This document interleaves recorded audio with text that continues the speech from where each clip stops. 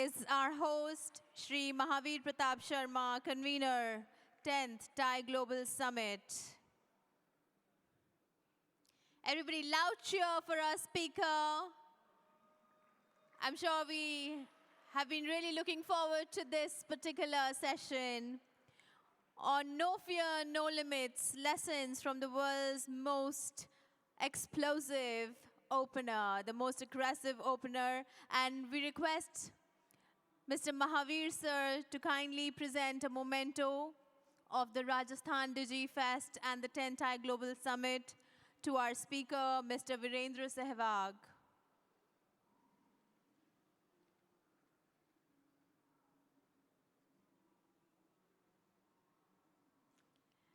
Jaipur, can I hear a louder welcome?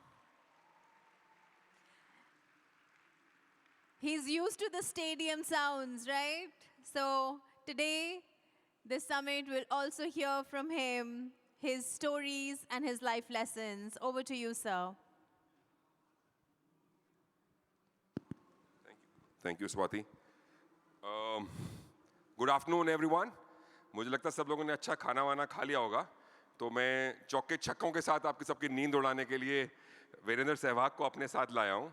थोड़ी चटपटी बातें करेंगे, थोड़े सिंगल्स लेंगे, थोड़े चौके छक्के लगाएंगे. तो welcome Veeru and thank you for coming.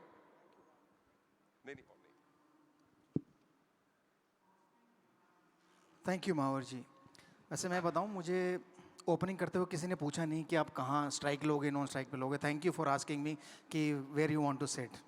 वरना सौरव गांगुली और सचिन तेंदुलकर ने कभी नहीं पूछा कि तू उधर जा स्ट्राइक ले. नहीं, इसी से शुरू करते हैं. आप उनके जूनियर होने के नाते आपके पास ऑप्शन नहीं रहती थी, मतलब वो आपको डोमिनेट करते थे क्या? वो आप इमेजिन करो, आप अपने जूनियर को ऑप्शन दोगे कि तुम्हें कहाँ जाना या आप डिसाइड करोगे कि मैं यहाँ बैठूंगा, तू वहाँ बैठ.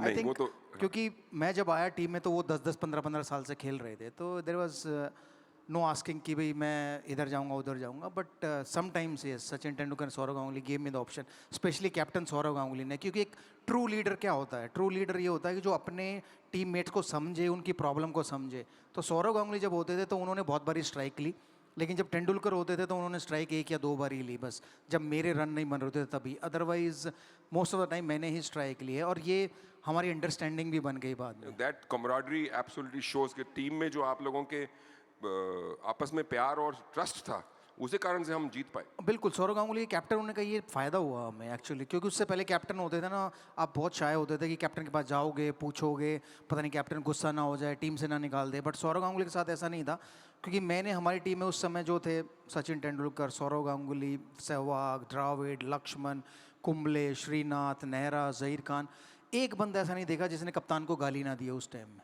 वाओ. तो he was so good with the players कि हम उनको कुछ भी बोल सकते थे, इवन ग्राउंड पे भी कि दादा ये नहीं करेंगे, वो करेंगे, ऐसा नहीं करेंगे, वैसा करेंगे, वो एग्री कर जाते थे. तो वो एक लीडरशिप क्वालिटी थी सौरव गांगुली ने.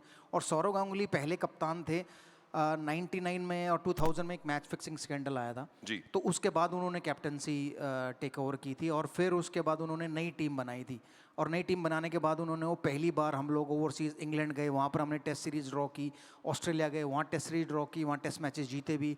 South Africa test series. तो पहली बार ऐसा हुआ था कि इंडियन टीम बाहर गई और हमने टेस्ट सीरीज को ड्रॉ किया और टेस्ट मैचेस जीतने शुरू करे और अग्रेसिव क्रिकेट खेलनी शुरू की. नहीं, अब तो इससे मुझे ये समझ में आया कि अगर आप स्टार्टअप के फाउंडर या को फाउंडर या सीईओ हैं, अपनी टीम को उतना ऑप्शन देना, आई मीन मैं एक ही चीज़ कहता था कि वो मुझे कहते थे कि वीरू तू जैसे तूने खेलना वैसे खेल, जो तेरी बैटिंग स्टाइल है वैसे ही खेल. तो मैं रिस्क लेता था, क्योंकि अगर मैं 0 पे आउट हो गया तो मेरे पास सचिन तेंदुलकर हैं, द्राविड हैं, गांगुली हैं.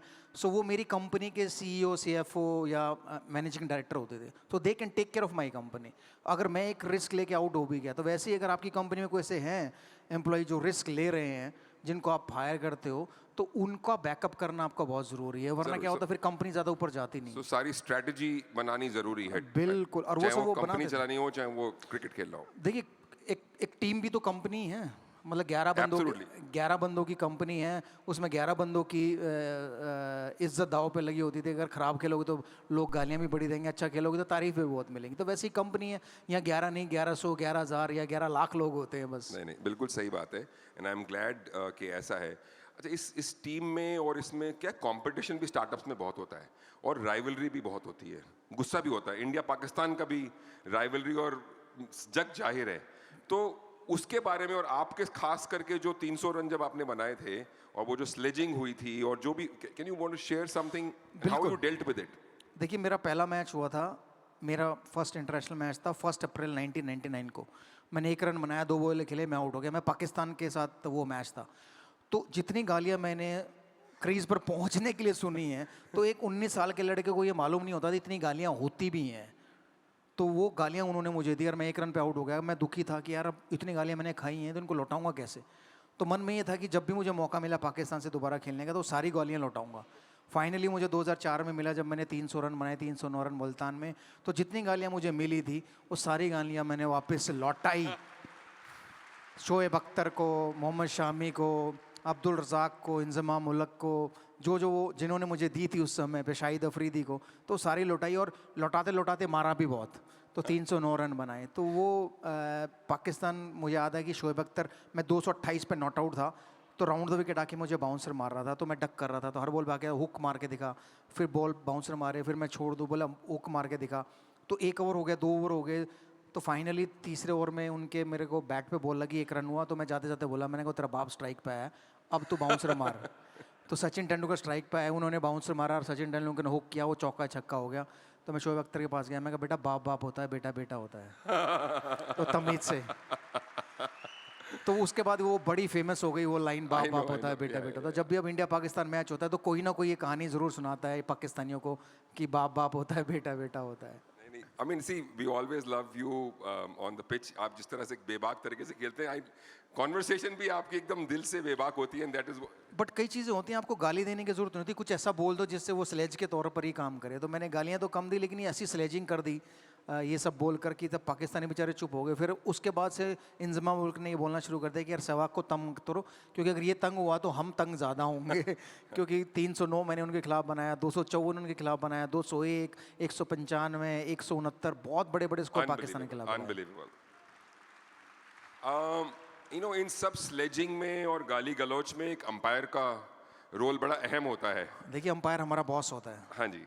और आप भी कंपनी में, आपके बॉस अगर खुश है तो सब खुश है, अगर बॉस नाराज है तो फिर कुछ भी नहीं है। तो एक अंपायर होते थे डेविड शेफर्ड, तो वो मोहाली आए थे, इंडिया ऑस्ट्रेलिया का एक मैच चल रहा था। तो उसमें मैं उनके साथ लेग अंपायर वो थे, तो मैं फील्डिंग कर रहा था। मैंने पूछा David how was your lunch? बोला lunch was good but I didn't get the ice cream.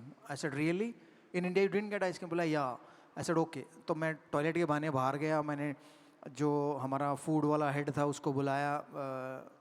तो मैंने उसको बोला कि अंपायर के रूम में ना आइसक्रीम नहीं है, तो मेक श्योर टीम में जब वो आए तो वेनीला, चॉकलेट और स्ट्रॉबेरी तीनों स्कूप वहाँ होने चाहिए, वरना मैं डालमिया जी को बोलूँगा प्रेसिडेंट को कि तेरे कॉन्ट्रैक्ट कैंसिल।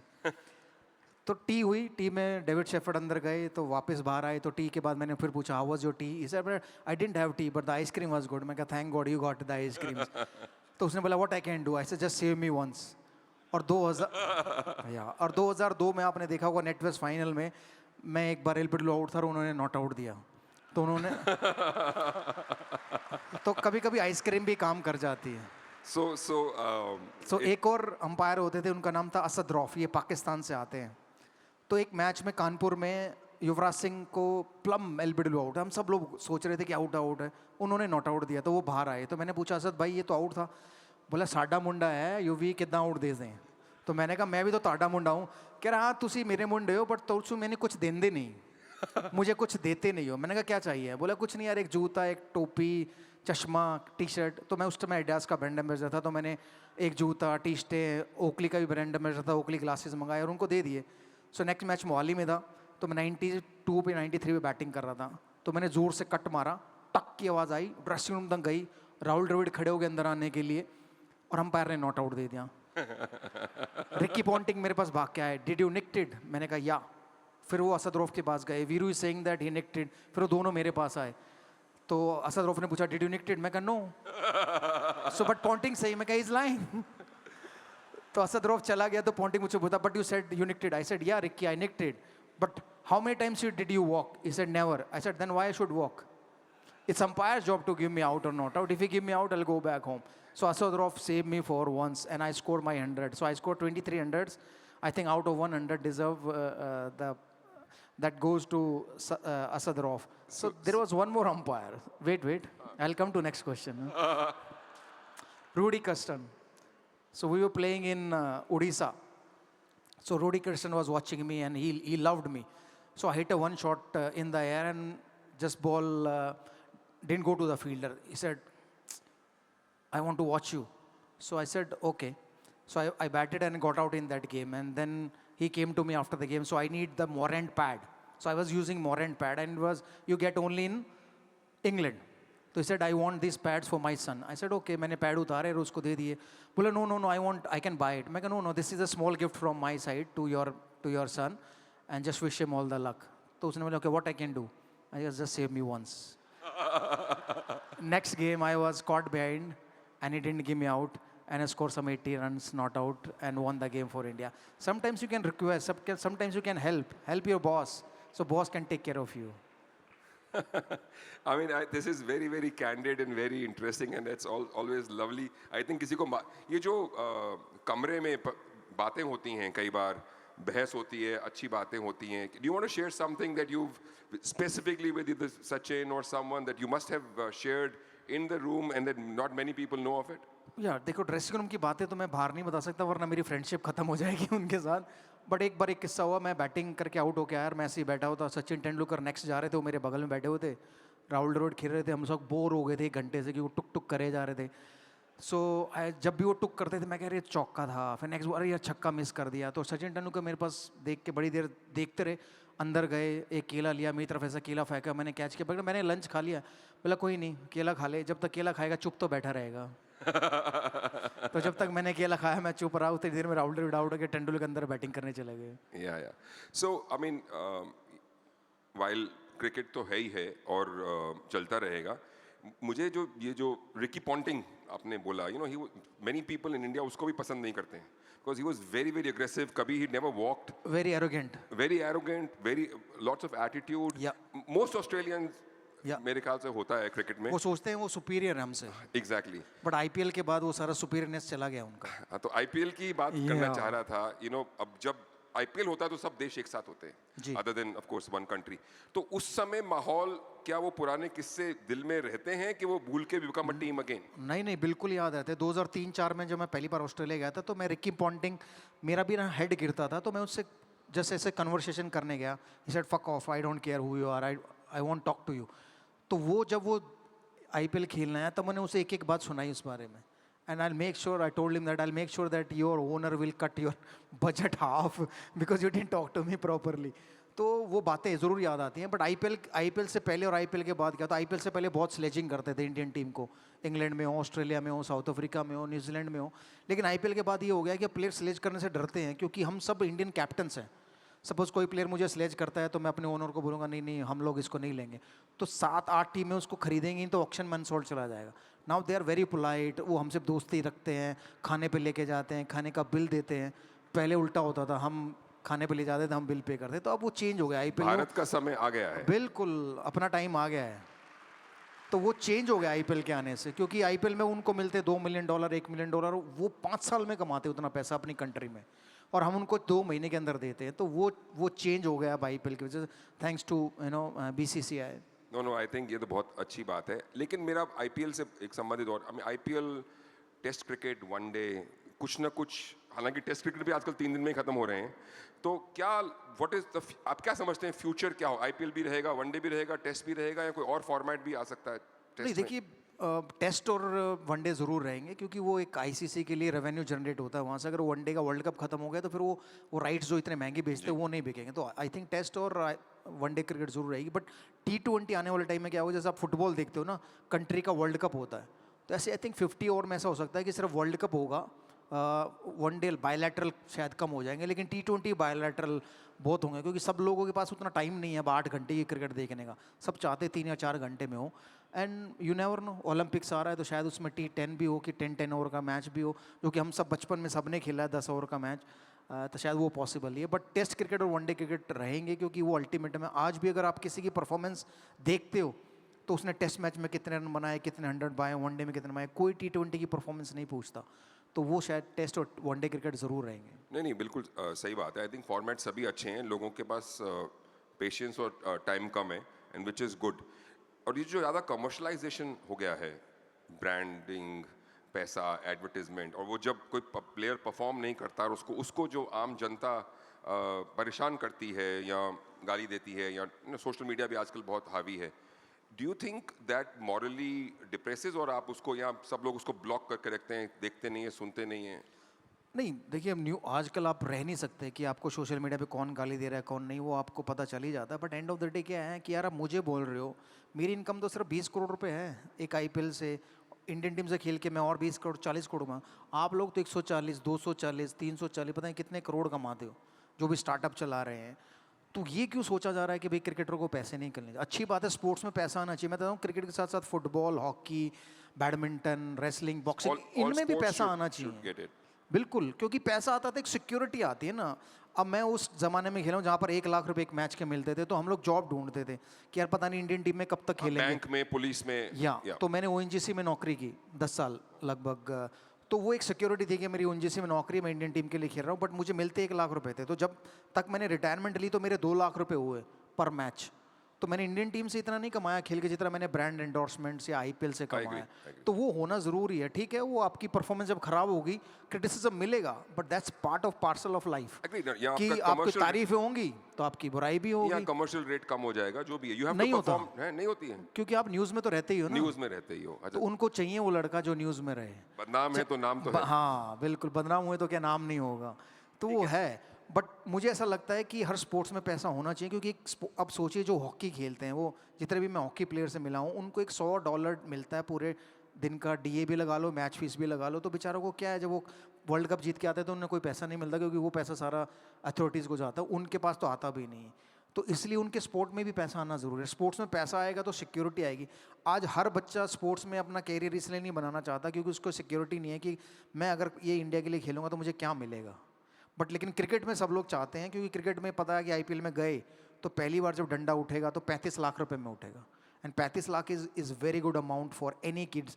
क्योंकि अगर आज आप नौकरी लेने जाते हो तो अगर 2 लाख रुपए महीना भी नौकरी तो 24 लाख रुपए हो, तब भी वो 35 लाख उससे ज़्यादा है। और 2 लाख रुपए नौकरी किन को मिलती है? अच्छे खासे पढ़े लिखे बंदों को मिलती है। तो क्रिकेट में इसलिए सब लोग जाना चाहते हैं, बाकी और स्पोर्ट्स में कम जाना चाहते हैं, विच इज़ ग्रेट। और टॉकिंग अबाउट कमर्शलाइजेशन और बाकी की स्पोर्ट्स में जो पैसा मिलना चाहिए, मैं पूरी तरह सहमत हूँ। लेकिन मुझे एक बात की बहुत खुशी है, एंड उसमें आपका भी थोड़ा सा रोल है, जो विमेन्स इंडियन टीम है और उसकी जो जीत हुई है। अरे हरमन आपको हमेशा आप वीरू सर करके, you know, she thanks you every time she does that, and this is, and now they are getting endorsements, Women's Premier League में भी पैसे ज़्यादा मिलेंगे। सो वो औरत की टीम के, लेडीज टीम के बारे में, बिकॉज मैं हरमनप्रीत कौर से पहली बार जब मिला था शायद 2006-07 में मिला हूँगा। सो मैं अपना एनसीए में रिहैब कर रहा था, तो वहाँ पर वो भी अपनी एक्सरसाइज करने आई हुई थी। तो उन्होंने मुझे हक किया और बहुत रोई। तो मैंने कहा क्यों रो रहे हो? कह रहा आप मेरे रोल मॉडल हो। मैंने कहा मैं भी सचिन तेंदुलकर भी मेरे रोल मॉडल थे, बट मैं रोया नहीं, मैंने उनसे सीखा, पूछा। तो आप मुझसे पूछो, बातें करो कि आपको बैटिंग में मैं क्या मदद करता हूँ। तो तब से वो मुझसे बातें करती है। मुझे बड़ा अच्छा लगता है कि मैंने उस टाइम में देखा जब वो नई नई इंडियन टीम में आई थी, एंड मैंने उसको तब बोला था, मैंने कहा हम लोग रिस्पेक्ट तभी देते हैं जब हम परफॉर्म करते हैं। क्योंकि मैं भी जब नया टीम में आया था तो पहले मैच के बाद मुझे किसी ने नहीं पूछा, क्योंकि 1 रन बना के मैं आउट होकर चला गया। जब मैंने वापस आया, मैंने 100 बनाए, डबल 100 बनाए, ट्रिपल 100, तब मुझे रिस्पेक्ट मिली। तो मैंने उनको एक ही बात कही थी, जब आप कल को कप्तान बनो तो अगर आप वर्ल्ड कप जीतोगे तो आपको देखना सर आंखों पे उठा के रखेंगे ये जनता।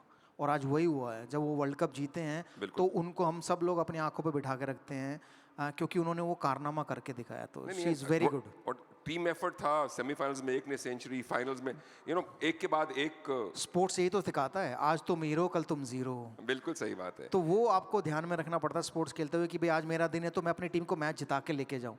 अगर कल मेरा दिन नहीं हुआ तो किसी और का हुआ, तो उसके लिए प्रे भी करते हैं हम कि अरे आज युवराज सिंह का दिन है, या आज सचिन तेंदुलकर का या सौरव गांगुली का, ये रन बनाएं ताकि हम लोग जीतें, और जीतेंगे तो आगे बढ़ेंगे तो मुझे एक और मौका मिलेगा। तो हमने स्टार्टअप्स की लैंग्वेज में हमने टीम वर्क की बात कर ली, लीडरशिप की बात कर ली, कंपेटिटर से कैसे डील करना है उससे बात कर ली, अपने बॉस को कैसे खुश करना है वो सीख लिया, मेंटरिंग कैसे करनी है वो आपने बता दिया। आपका, you know, you were a very, Najafgarh से आप आए, वहाँ खेलने की जगह नहीं, फैसिलिटीज़ नहीं, you've done a lot of work in your village, school है, स्पोर्ट्स एकेडमी है। Let's talk about something that what do you foresee India को कहाँ जाना चाहिए? ओलंपिक्स है, आने वाला है शायद 2036 में। Where do you see कि हमको क्या करना चाहिए स्पोर्ट्स ओवरऑल में? आई थिंक मैं नजफगढ़ में रहता था, एक छोटा सा कस्बा होता था नजफगढ़, फेमस था वहाँ के ना गैंगस्टर्स के लिए, क्योंकि 2 गांव होते थे, एक दिचाऊ एक मित्रा, वहाँ पर गैंग वार होती थी, बड़े बड़े बड़े बच्चे वहाँ पर गैंगस्टर बने। मैं खुश हूँ कि मैं क्रिकेट की तरफ गया, मैंने क्रिकेट में नाम कमाया, तो उसी नजफगढ़ को मैंने गैंगस्टर से स्पोर्ट्स में तब्दील किया। सुशील कुमार भी नजफगढ़ से आते थे, वो भी वहाँ पर अखाड़े में प्रैक्टिस करते थे, वो भी ओलंपिक मेडल जीते। तो मैंने सहवाग इंटरनेशनल स्कूल खोला भी इसलिए क्योंकि मैं खुद बहुत ट्रैवल करता था। नजफगढ़ से फिरोजा कोटला 40 किलोमीटर, 2 घंटे लगते थे, बस में जाते थे। तो मुझे ये था कि मेरे फादर हमेशा कहते थे कि बेटा कोई ऐसा इंस्टीट्यूट खोलो जहाँ पर बच्चा रह सके, पढ़ सके और खेल सके। तो उसलिए मैंने सहवाग इंटरनेशनल खोला, और मैं चाहता हूँ कि ऐसे ही स्पोर्ट्स स्कूल खुलें, या स्पोर्ट्स की फैसिलिटी जो हम लोग ओलंपिक में मेडल आते हैं वो हर जोन में हो, हर स्टेट में हो, ताकि हमारे बच्चे वहाँ जाकर प्रैक्टिस करें, स्पोर्ट्स सीखें और आने वाले टाइम में ओलंपिक में मेडल्स लेके आएँ। आई थिंक वो एक है जो इनिशिएटिव हम सब लोग ले सकते हैं। सिर्फ सरकार की ड्यूटी नहीं है, एज ए इंडिविजुअल हमारी भी है, एज ए कॉर्पोरेट आप लोगों की भी है, एज ए स्टार्टअप्स या एज ए CSR फंड जिनके पास होता है उनकी भी है कि हम लोग ज़्यादा से ज़्यादा स्पोर्ट्स में इन्वेस्ट करें ताकि हम लोग और मेडल ला सके। आई थिंक मैं तो यही सोचता हूँ कि हमारे हर जोन में 5-6 स्पोर्ट्स की फैसिलिटीज़ होनी चाहिए जहाँ पर बच्चों को स्पोर्ट्स सीखने को मिले और वो फिर अपना नाम कमा सके। टाई का मंत्र ही टू गिव बैक है, चाहे वो मेंटरिंग से हो, चाहे वो इन्वेस्टमेंट से हो, चाहे वो हैंड होल्डिंग से हो। एंड आपने बिल्कुल सही किया कि आपने स्पोर्ट्स ने आपको इतना कुछ दिया, आपने वापस अपने अपने एरिया को स्पोर्ट्स में और सब जगह में बढ़ाया। तो it's a great thought that you have done. I think बहुत खुशी की बात है।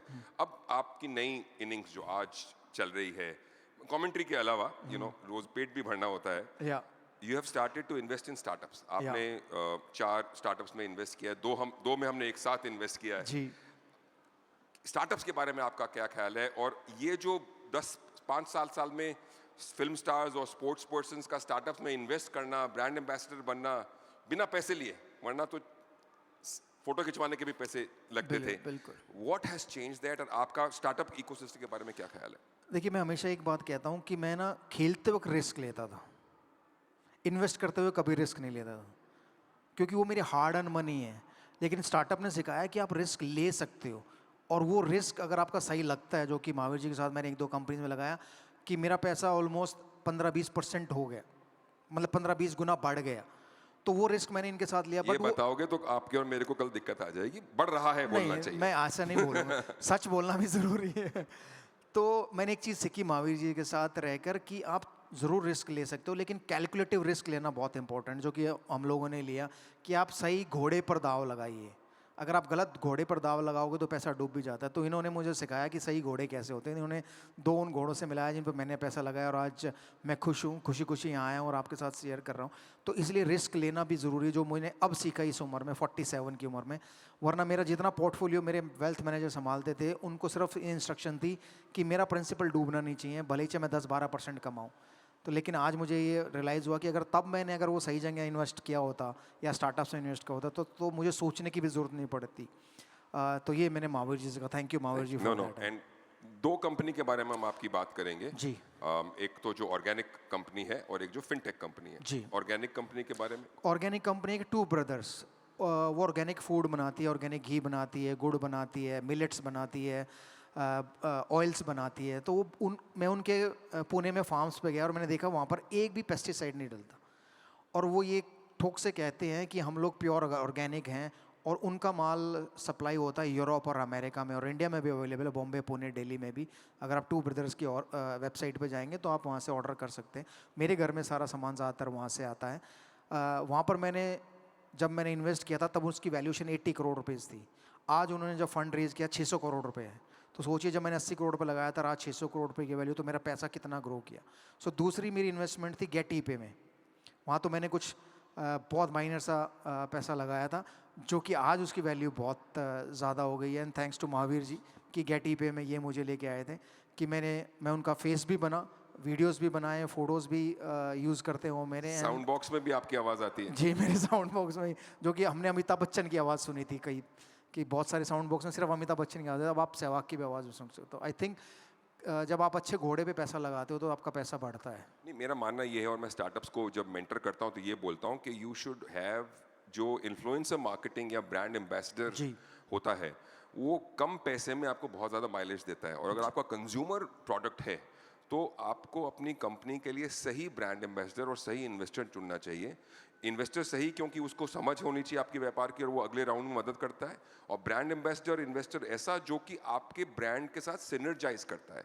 या आपने ऑर्गेनिक की बात करी, आपने ईज और पैसे जल्दी मिलने की बात की, तो it when we thought of you we saw the synergy कि भाई ये इस चीज़ के लिए वीरेंद्र सहवाग मशहूर हैं, और उनको इस तो ऐसे कई स्टार्टअप्स हैं जो may be who have synergy, जो आपको आपकी ज़िंदगी में, आपके करियर में, आपके व्यक्तित्व में, I think those are the right people who should or can approach you to become or invest or look at you as a brand ambassador. या no there couple of people are coming कि भाई आप उनके पास पैसा नहीं है तो आप हमसे कुछ इक्विटी ले लो एंड विल बिकम और फेस, तो वो साइड भी मैं देख रहा हूँ, बट वही मैंने कहा ना, अगर सही मैच होना भी जरूरी है, सही घोड़ा पकड़ना भी जरूरी है। और एक बात ये है कि you will only invest अगर कोई इन्वेस्टर साथ में वो भी तो रिस्क कम कर देता है ना, कि अगर किसी इन्वेस्टर ने पैसे डाले हुए हैं तो उसका फर्ज बनता है कि भाई इस कंपनी को और ऊपर ले जाना, आगे ले जाना, तो फिर वो आपका रिस्क फैक्टर कम हो जाता है, लेकिन फिर भी वो रिस्क तो है बट वो कम हो जाता है रिस्क। बिल्कुल बिल्कुल सही बात है। तो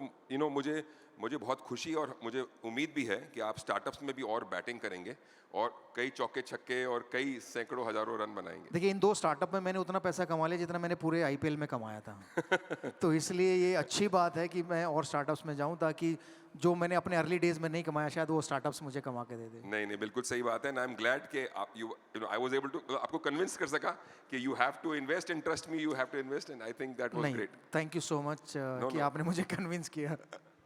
Thank you so much, and always a pleasure to meet him, talk to him.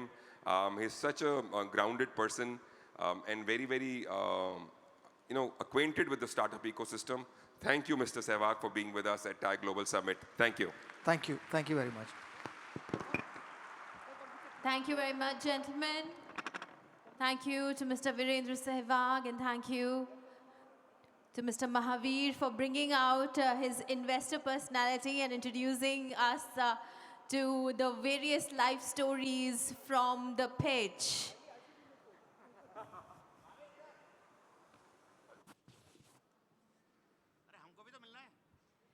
Obviously, we have more people waiting to meet Mr. Sehwag. Thank you, sir. We now move towards the next session. Original thinking and creativity are more important than ever in the age of AI. While artificial intelligence can process data, recognize patterns, and optimize outcomes at unprecedented speed, it is human imagination that gives direction, meaning, and purpose to technology. Creativity enables us to ask better questions, challenge assumptions, and connect ideas across disciplines, things machines cannot do on their own. Which brings us to the topic of algorithms with soul, creativity in the age of AI.